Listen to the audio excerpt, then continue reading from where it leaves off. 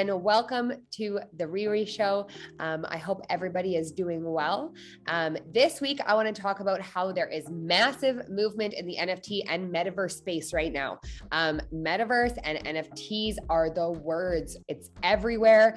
We've had news of Disney and Nintendo getting into NFTs, and the Metaverse news is out regularly. So speaking of Metaverse, today I have a very special guest on the show. He is the co-founder and CTO of BITCOUNTRY and Metaverse Network. Please give a warm welcome to Mr. Shannon Christie. Thanks for having me on the show. Thank you for coming. How are you? Thank you for being here. I know you're a busy guy. Yeah, no, that's all right. Doing pretty well. Of course, we've got a lot of stuff going on in terms of development at the moment. We're working hard away with everything, which you get a little bit of a glimpse in the development updates. But yeah, we're hoping that we'll be able to have maybe a little bit more news soon. I guess depending on when this goes out, maybe the news is already out. We'll see. Yeah, definitely possible. But that's fantastic. So I was actually really excited for this interview because there is an astronomical amount of action surrounding like all things Metaverse right now. So can you tell us a little bit about BITCOUNTRY in general? Yep, sure. So of course, kind of following on what you really see on the website and stuff like that. So BITCOUNTRY, of course, is a platform for user-created metaverses and games. With kind of aspect of play to earn. It's really built to give the opportunity to community owners to be able to create their own metaverse. And it's something that you could kind of like customize with your own theme and kind of establish your own culture and style. And also kind of like giving the opportunity for your community, for your fans to be able to own part of it, to be able to have a say in how the whole thing works and really kind of like become part of its history, essentially.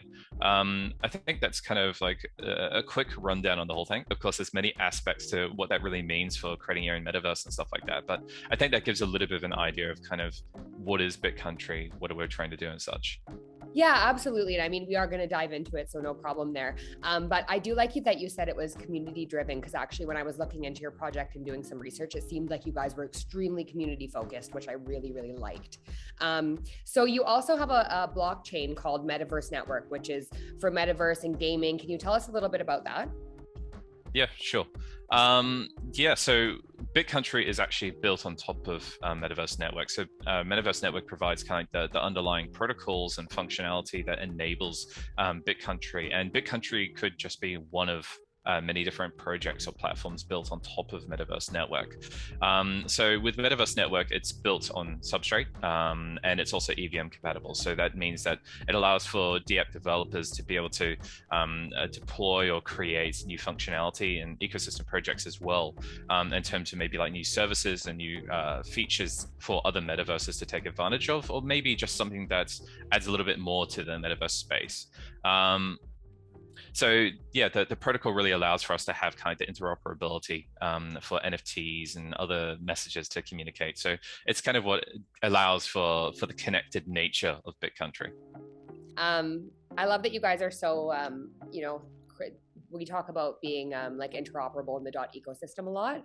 And I like that you guys are so focused on kind of that whole aspect. So that's fantastic. So you also, one thing I was really happy to see too, is you had record breaking numbers when you won your parachain slot. Like I was mind blown, and that was something that was actually displayed on your website as well. But that must've been so exciting. So can you tell us about what kind of records you guys broke there? Yeah, sure. So we broke the previous standing record of most contributors to a crowd loan in the Kasama crowd loans. So we had roughly around 26,000 people contribute to the whole thing. And at the time when the crowd loan concluded, it was roughly about 100 million US worth of tokens locked away in favor of us getting the parachain slot. So with that, we won the 14th parachain slot. So it's very exciting. That's huge news. I mean, yeah, it's not just exciting. It's pretty cool to say that that you won a record. So that's pretty awesome. And I mean, the Dodd ecosystem by itself is already so amazing. So it's like the fact that you won that title is really huge. So I was reading through your site also and noticed it said launch your own metaverse for your social media group without requiring any technical skills, which I thought was fantastic. So this is huge in terms of adoption because it takes the tech and intimidation away for a good bulk of the people who aren't as advanced in technology. So how does this work for somebody like that? Yeah, so it's been, again, an important design goal and kind of part of the design ethos when we're going through with the whole thing to make sure that it's straightforward, to try and make it so there's as few barriers as possible for people to get in. So when it comes to creating a new metaverse, it's going to be kind of like a wizard or just a basic walkthrough, fill in a few basic details about kind of what you want it to be called, what description you want. And as you're going through the process, it kind of guides you to setting up the different aspects of the metaverse for you. And it's going to be one of those things that you don't necessarily have to have any kind of like programming or too technical experience and things like that. You will, in terms of creating metaverse, you'll need to have some exposure and some understanding, of course, of crypto, because that's one of the most important parts of the whole thing. But as long as you have some of those fundamentals, you don't need to be a developer, you don't need to be a programmer, you don't necessarily have to have experience with, say, 3D tools and stuff like that. That part is all going to be kind of like basically no code. You just go and you select the options you want, and you apply it. Now, later on, when governance is enabled, it's something that the whole community could get involved in. So you'd have to put proposals, say, hey, I want my sky to be purple, or something like that. And then as long as everyone votes on that and they're happy with it, well, the sky's purple now. So yeah, you'll be able to customize the sky, you'll be able to customize the ground, the voxels in terms of how the world looks, the landscape. You can put in all your assets and such, which is pretty much like you could have your team make your own assets, upload it into the platform, look where you want to place it and place it. And that's pretty much the approach that we want to have for everyone to get on board. That's awesome because in terms of like adoption, I think a lot of people struggle with the intimidation factor, and especially, you kind of come into the crypto space and there's so much to know already.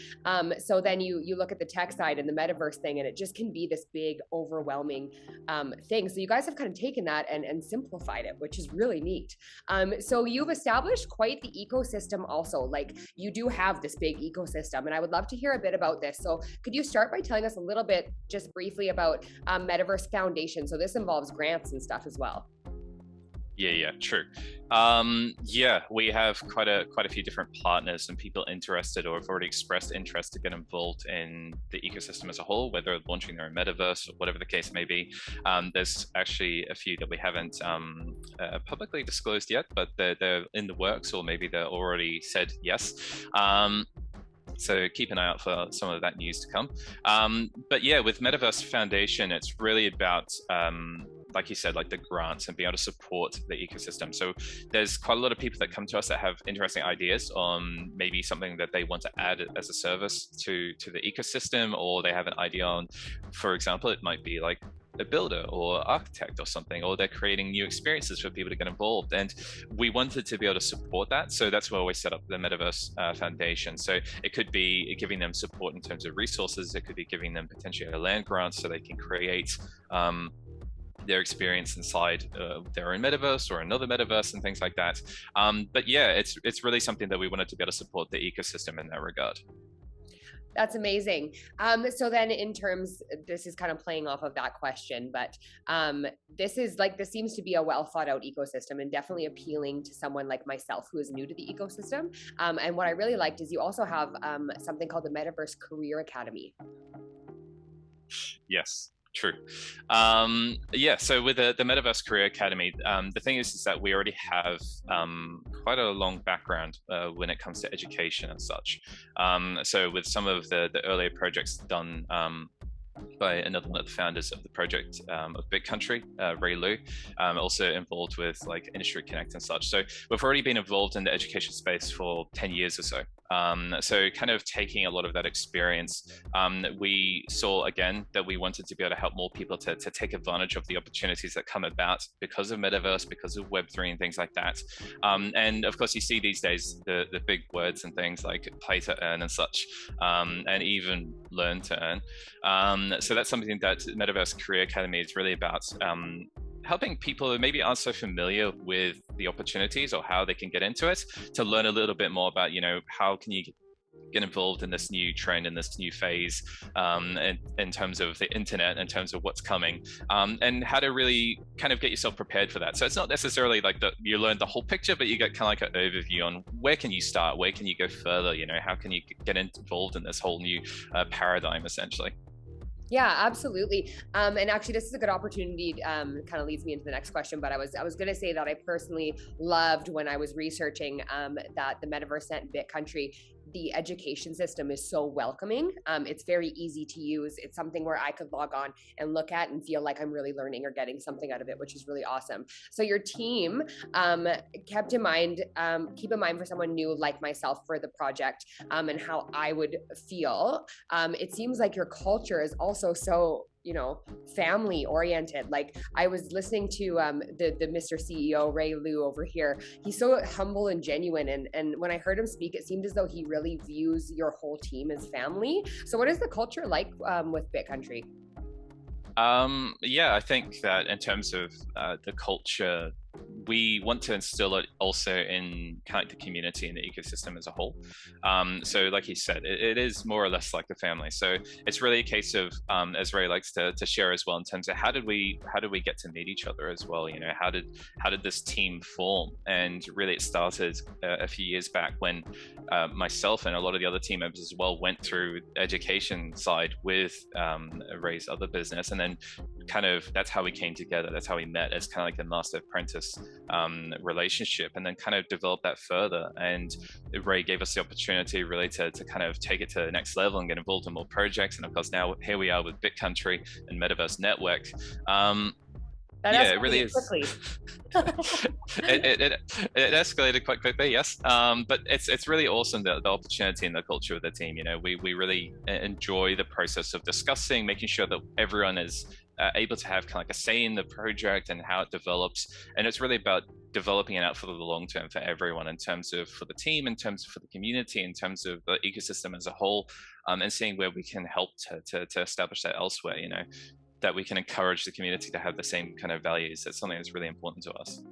And I think that translates too. Like we can really see your energy just in the community. I really notice it. So that's really awesome. So what I want to know is, hypothetically, say I was to build my own metaverse. How customizable is this, and what does it look like? I mean, in terms of like, you know, the land and my avatar and all this stuff. I know you kind of mentioned that you could really make anything come true, but really, how customizable is it? All right. Yeah, so it's important to us that we allow you to customize it to a level that you want. So for example, as I touched on briefly, you could change, of course, the sky. So if you wanted to have 3 moons in the sky or something like that, you could do that. And changing the land. So it's like a voxel system to make it a little bit simpler for you to be able to build out your landscape and such. In terms of how those blocks look, you can upload pretty much any texture you want. So if for whatever reason you wanted to put photos of yourself, or you wanted to put photos of your cat as textures that you could put in the world, you're more than welcome to do that. That's all kind of things that you can customize in terms of the landscape. So at that stage, you can build it out pretty much how you like. You can have valleys and hills. You could have your lake over in the corner. You could make it look like you're on some planet with interesting glowing mushrooms, or you want it to be on Mars, or you want it to be a bit more like Earth. Those are all things that are possibilities, so that you can customize that and select it. Your avatar as well is something that's important. So you can put on different clothing. You could represent your different swag with your NFTs and such, in terms of visibly displaying them on your character. So if the NFT is an image, that's nice and simple. You could just put it, for example, on the back of your jacket. If your NFT actually has like a 3D models associated with it, like maybe it's a cap, for example, you could wear that on your avatar. So yeah, that's kind of an idea of the customizability and such. And again, making that simpler for people, that you can just kind of like pick options and such. Never mind The Sims, okay? Like, I don't know if you remember those days, but I remember playing The Sims for hours. And now as technology advances, you basically have a platform where you can just build your whole universe. Like, it's unbelievable. It's like a little girl's dream, a little guy's dream, whoever's dream, really. I love that. So what equipment would somebody need to do this then? Is it something where you need to have the best equipment or best computer in order to do it? Or is it something that's kind of available to the general public? Okay, yeah. So we have kind of like multiple offerings in terms of the roadmap. So the main thing that we're focusing on is the web client. That's the one that we've kind of like showed the most about. You have already seen a little bit about our desktop client as well, which we're calling BitCountry Parallel, naming may change, but at this stage we're calling it that. And yeah, it's really about accessibility. So for the web clients, we're developing it in mind that it should be accessible on as many devices as possible. So I'm sure that we'll establish some minimum requirements, but we really want to try and support quite a lot of things in terms of mobile phones, in terms of tablets, in terms of your old laptop in the corner, and trying to support that as much as we can. But also allowing for the possibility that people have more powerful computers, or maybe want to take the experience to a higher level, they could take advantage of the desktop client so that they could have that higher fidelity and be able to enjoy a little bit more eye candy, for example. Yeah, absolutely. And I mean, you do have kind of, I think that's the hardest part, is you have really a mix of all the types of people, right? So, but I feel like you guys are doing that so well. So it's really fun. So in terms of, and I mean, this seems like your forte, but in terms of artistic design and when creating the metaverse and creating these games and what they were going to look like what kind of thought process did you go through, or what made you think of the way to do this? All right. Yeah. So, of course, with the platform, it's really about enabling other people to create their metaverse experience. So we have a degree of theming and style with that, but I think the main area that we're putting a lot of our design and thought into how it looks is with KAOSLAND. The first metaverse that's being launched on BitCountry for all. That's something as well, like with the crowd loan, so many of them are going to get the opportunity to jump in with KAOSLAND and kind of really help to build it out. So when it came to that design, we spent a lot of time discussing with the team in terms of, what do we want it to look like? What are we trying to achieve? We want something that feels different, but at the same time, it isn't necessarily going to leave people feeling like sometimes you do like cyberpunk and you do the kind of like futuristic, it feels a bit dystopian. So we want to make sure that we avoid that feel, but still let people know, hey, this is different. This is futuristic. This is the direction we're heading in. Right. So you're still keeping in mind your brand, but also making it so, somebody like myself or the community could really create their own experience and their own brand really within your brand, which is really cool. You've you've been through a lot in terms of creation. So what are some of the challenges? Like, we always talk about what's great about things, but I mean, it's good for people to know, what are some challenges you faced while building this Metaverse project? I mean, it can't be an easy task to do. It's really kind of like, I guess, about like the scope and the size of what we want to achieve. So of course there's challenges in any project from many different stages, and in terms of how we want to achieve the final vision, and making sure that we keep in mind what's good for the community, what's good for the development team, and making sure that we can achieve those in terms of the time frame as such as well. So we have a really quite large roadmap in terms of where we want to head to in the end, but we want to do it as a process that we achieve those smaller steps so that people can see things happening, that they can see the progress and such. And it's really about that kind of like long term. So some of the challenges really that we're facing is thinking about the economy. That's going to be probably the biggest thing that we really want to put a lot of thought to, and it's something we have a lot of meetings about to discuss. How do we establish this economy that really encourages people to get involved in the project, to stay involved in the project, gives them something that they enjoy, while also keeping in mind the importance of the value, making sure that we have consistent. We don't want a case of flies up and flies down. So that's really something that we put a lot of time in. And I would say that's kind of the biggest and most important part that we always discuss.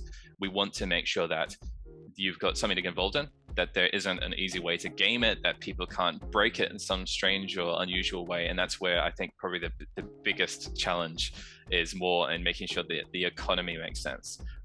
People getting involved in the platform, that it's going to be something that they can really benefit from, because we want to be able to create opportunities for people in the community and ecosystem, right? So with play to earn, with these things, that's where I would say our biggest challenge in terms of thinking about how is that really going to work and making sure that it works well for everyone.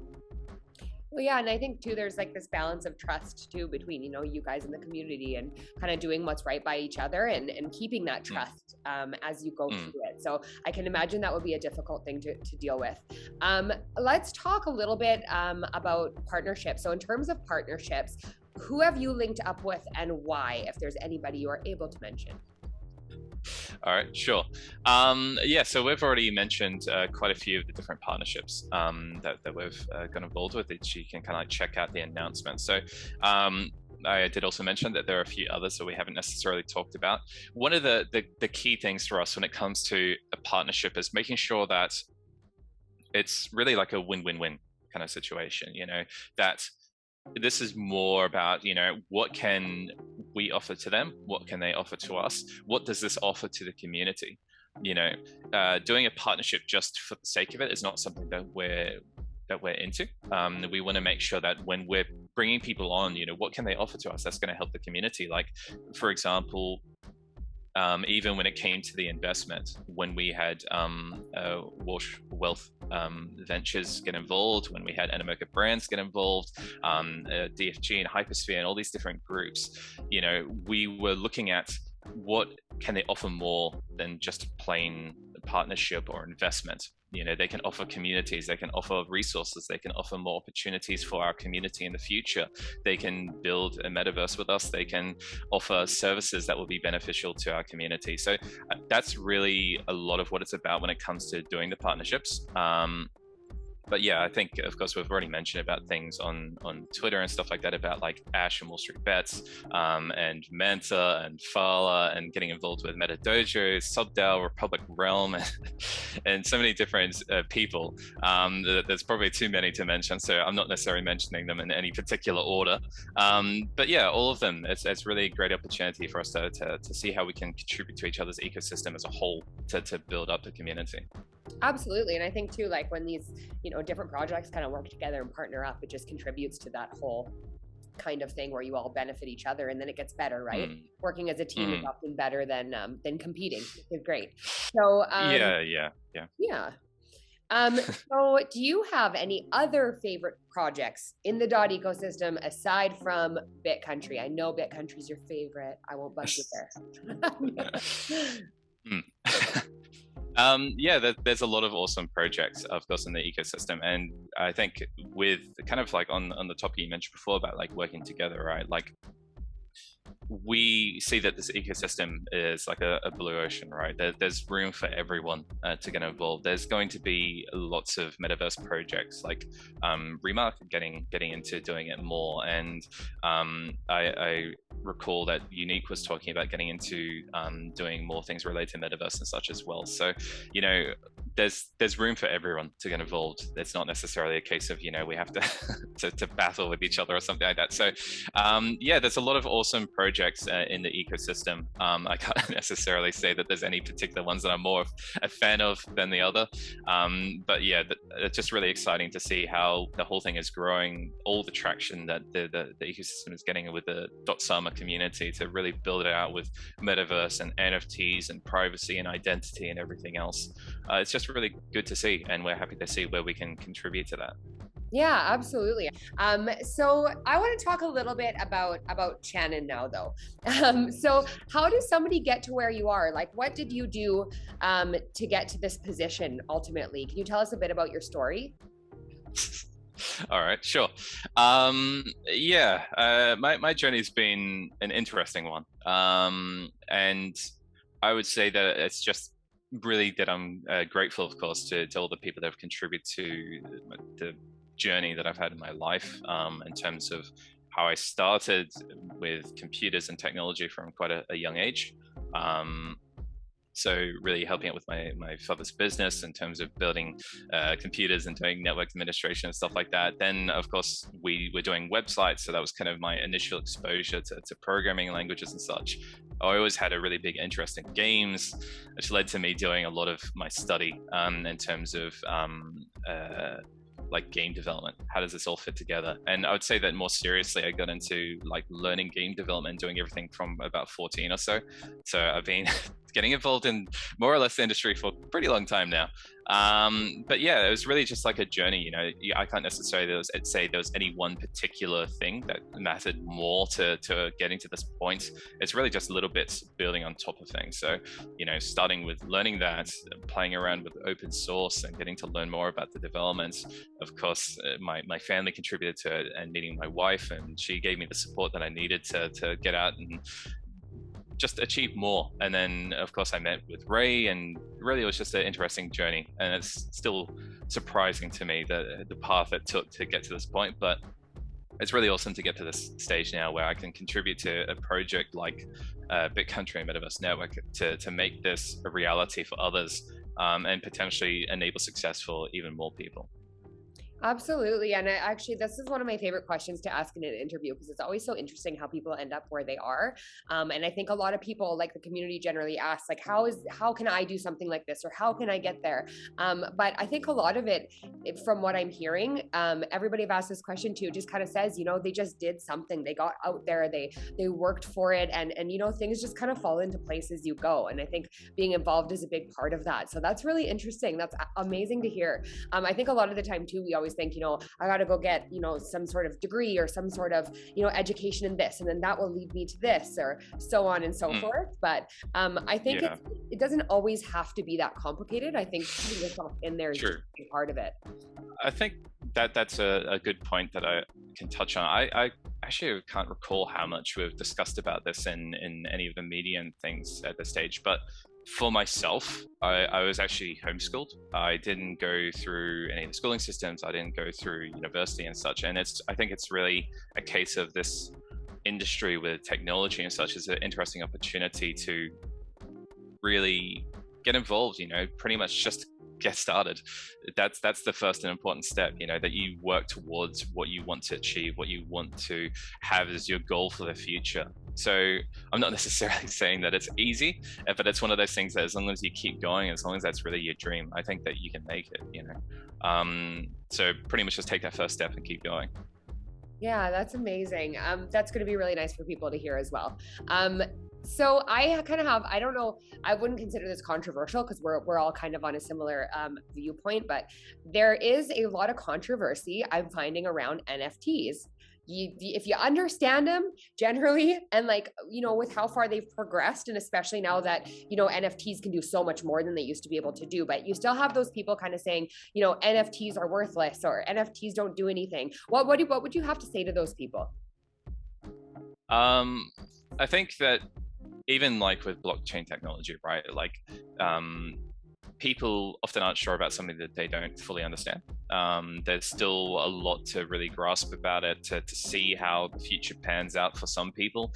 And also just how does the technology really work? What is it really trying to achieve? And I think that there could be a degree of confusion about what the whole point and purpose is in a regard. But I think that NFTs and blockchain, the important part, right, is ownership. About having something that doesn't necessarily require that trust to establish, you know, what is the truth about this? You know, who really owns this? What does it mean? And something that doesn't require a intermediary to be able to change that. So I think that as time goes by, people get a better feel for what that really means when they can get past potentially some of the hype and the confusion about what exactly it's all about. And I think that it's going to be a really powerful tool to really enable artists and other people to be able to properly benefit from these digital pieces that they're making.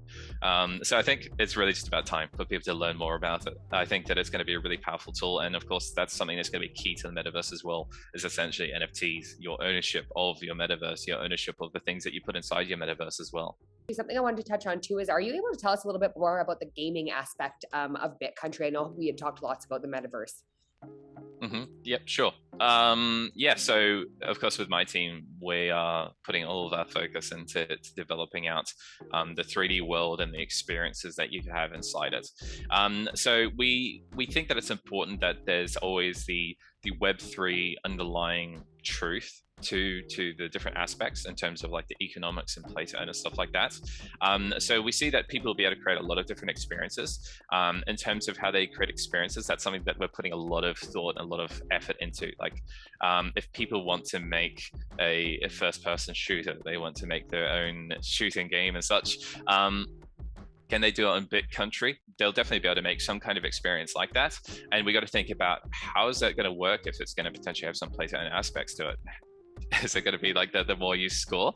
So that's something that we're putting a lot of time into. So of course, I'm not necessarily saying that's how the process will work. That's something that we're really working hard on at the moment to finalize those details. Like how is that economic going to work for that people could make their own game and that it can still reward you with something. So at this stage, that's something we're putting a lot of thought into. We have quite a few ideas on making sure that that's not something that can be gamed or manipulated.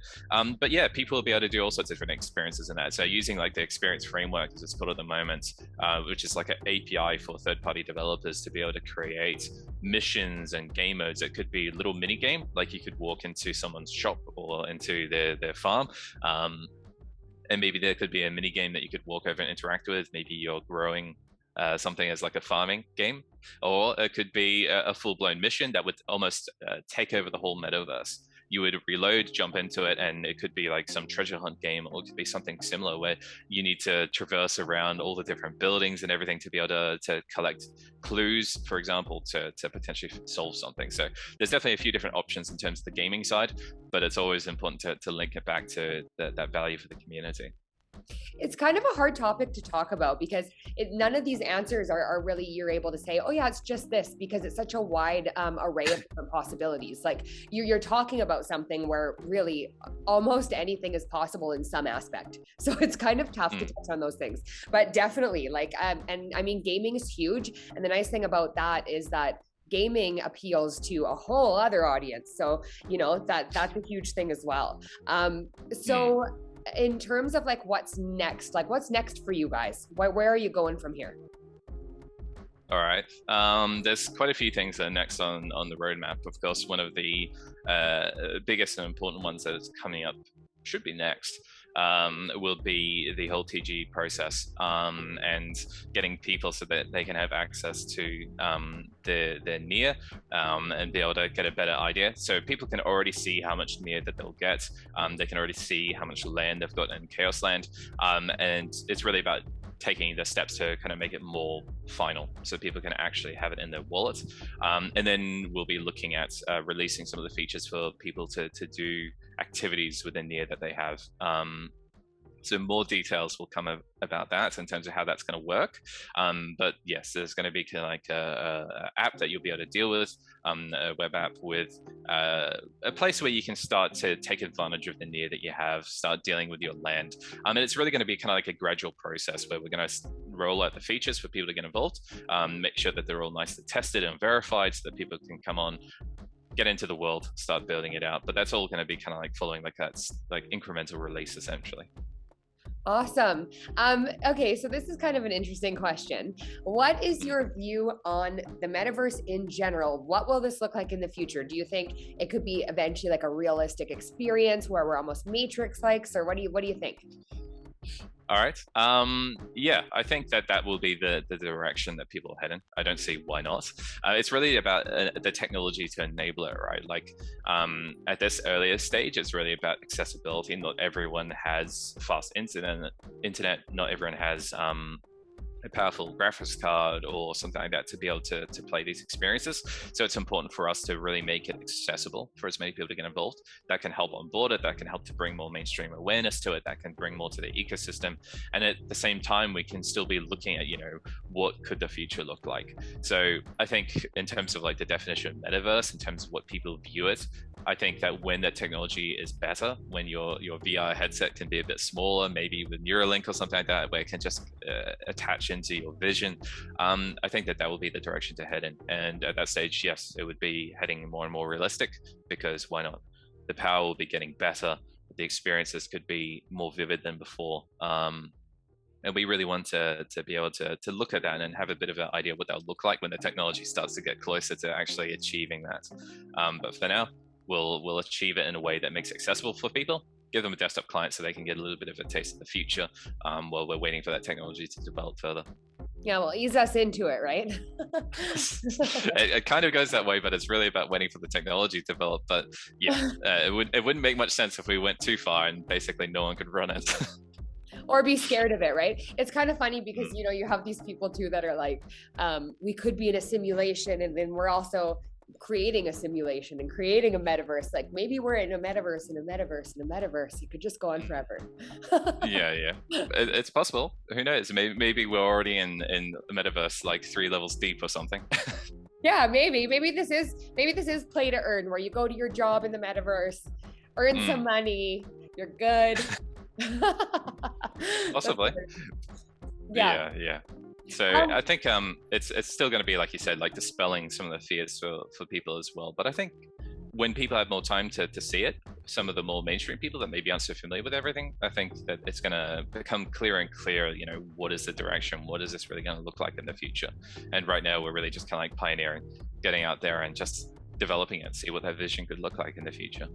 Well, and I mean, change is something too, always, that, you know, human beings by nature are always a little bit hesitant to change. And I think that's kind of one of the challenges faced with an ever growing technology in general, right? Is like, you know, people are always afraid to change, but it's kind of like one of those things that once you start using it, it becomes less fearful and more fun. And then you start getting excited about it. So that's why I was kind of talking earlier about, you know, adoption and how your platform is very easy to understand, because I think that can be part of the disconnect a lot of the time, but it sounds like you guys have kind of connected that really, really well. Yeah. No, it's important, like I said, that when we're designing it, we want to make sure that we can bring on people to make them understand it, that they can get a feel for it, that they can access the opportunities, because, you know, like Metaverse and Web3, like what Ray mentions during some of the community events and stuff, you know, it's like when the internet was coming out, it's like when Web 2.0 was starting, and these opportunities that maybe some of us we missed in the past, but this is the new one that's starting, this Web 3.0, when people can come in, and so many new things that have come about. Some of them maybe we don't even know what they'll look like yet, in terms of what will happen. So, you know, so many opportunities are going to come about for potentially 3D artists, for people who do music, sound design, people who do clothing, who do buildings, and who knows what else that could be in there. Maybe you need to have new kind of like a brand manager for your metaverse. There's going to be so many things that are going to come about out of this new, essentially like field or industry in a way. It is. It's kind of like a new developing industry almost. And that's so funny you mentioned the internet thing, because I can't remember who said it, but I did say on a tweet, I think it was quite a few months ago now, but I was reading a tweet by somebody, and it was somebody big, who was kind of saying when the internet came out that it was just a fad and that it was just another thing. And it's so funny because then, you know, the internet, what it is today, is basically like we function with the internet. Like if it was down, like we rely as a society on the internet now, basically. A lot of people do. So it's really interesting to see the way cryptocurrency has kind of taken its position too, because, you know, cryptocurrency started as something that was such a rare name and only very few knew about it, and this and that. Now it's becoming really a household name. I mean, celebrities are talking about NFTs left, right, and center, and we have, you know, giant companies that are now all jumping on board, and it's kind of opens up all the doors. I mean, if you think about even the music industry attached to NFTs, like it's huge. It's huge. Yeah, definitely. Yeah, I mean, we're in discussion with quite a few different groups about that in terms of what they want to potentially achieve in the metaverse when it comes to different kind of like media, really. And yeah, you can see that it's really interesting, the different things that are coming, and the possibilities of how we could potentially take what we already have with music, or what we already have with videos and streaming and stuff, and how could we do that differently? How could we add something more extra in the metaverse? And yeah, it's really exciting time to be alive, to be able to see this developing and where it could go. Especially with BitCountry. I mean, you guys are really part of one of the biggest and fastest evolving parts of cryptocurrency, right? Because there's so many different aspects. It must be really exciting within your company, and I can't imagine, like, you know, your daily conversations, and when you see all this news come out, it must be really exciting. Yeah.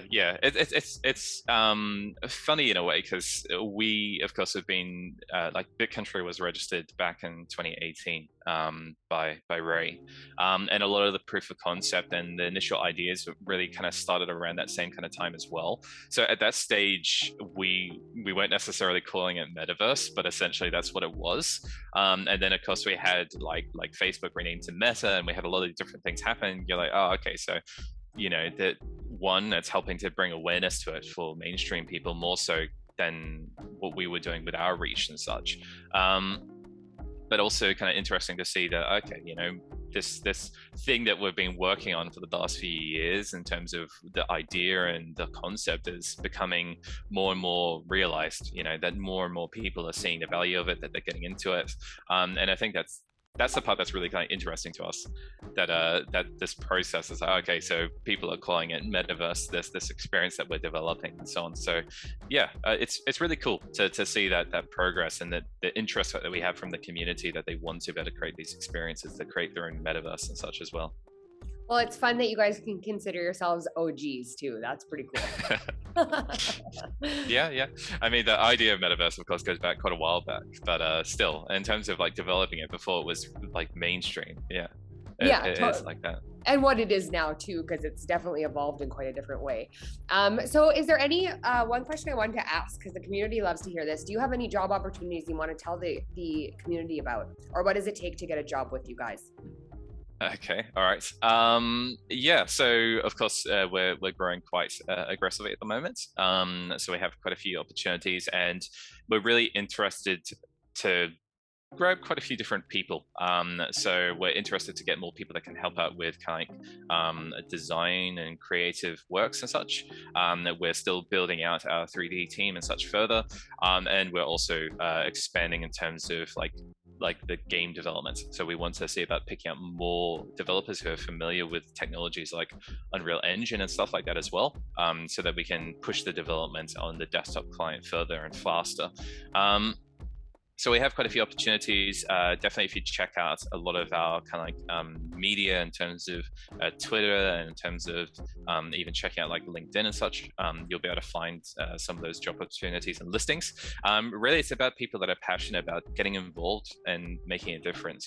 We want to see people who maybe it isn't necessarily just about like the technical skill that you have, but your interest, your keen, your passion. You want to get in to be a part of the next big thing. You want to have that opportunity to learn more. So that's kind of a lot of the opportunities we have at the moment. We're also interested in potentially some more senior people as well.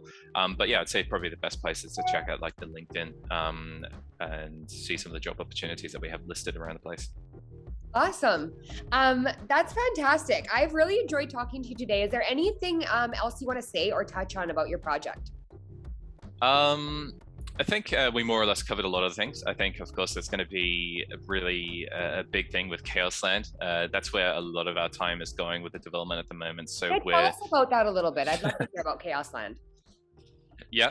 So with KAOSLAND, we see that, of course, it's going to be the largest metaverse on the platform for potentially some time.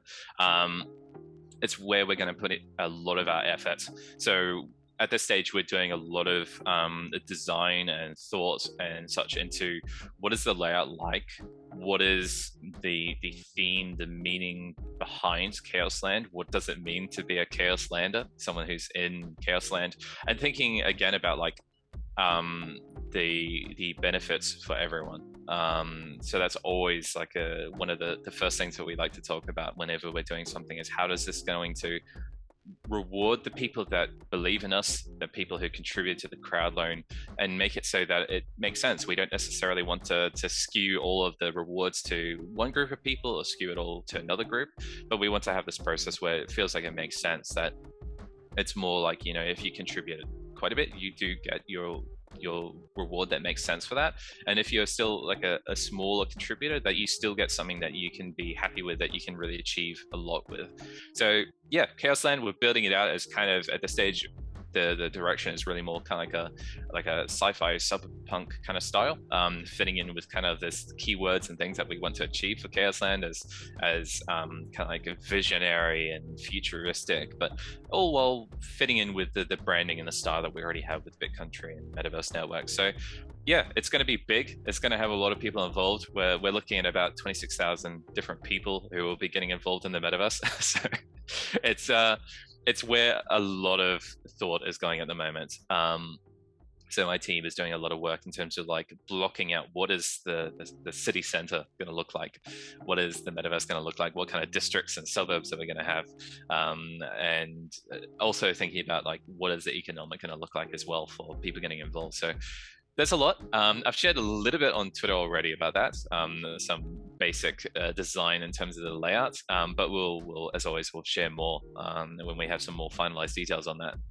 So what I'm gathering then is it sounds like you have your blockchain network, the Metaverse network, and then you have BitCountry, which is kind of a platform where you create your own metaverse, and then it sounds like KAOSLAND is your guys' metaverse, right? Is that correct? Kind of like that. I would say it's more the community's metaverse. So it's still really about the 26,000 the KAOSLanders that are getting involved. They're going to have a lot of the power and the voting rights in terms of the whole thing, and we are more just about kickstarting it. You know, we're kind of like bootstrapping it. We're helping to establish what does this metaverse look like, how would the process work, so people can get a feel for, oh, okay, so this is the kind of thing that you can achieve from BitCountry. This is the kind of thing that you can yourself do, you know. And that's where a lot of the other things that potentially come in, like Metaverse Foundation and stuff, to help others to be able to achieve their own metaverse. We want to make sure that, you know, KAOSLAND is a success, that it is really great for the community, that you get to see, you know, what are the possibilities, and then enable other people to have that kind of success as well for their own metaverses. It's been an absolute pleasure. So thank you for coming. Yeah, no, that's all good. Thanks very much, Riri, for having me on the show. It's always great to be able to share a little bit about in terms of the direction and such. And yeah, we look forward to sharing more information with the community in terms of what's been finalized in all these discussions that we're having and the development progress and stuff as well. So thanks for having me on. Awesome. Thanks, Shannon. Yeah, thanks, Riri.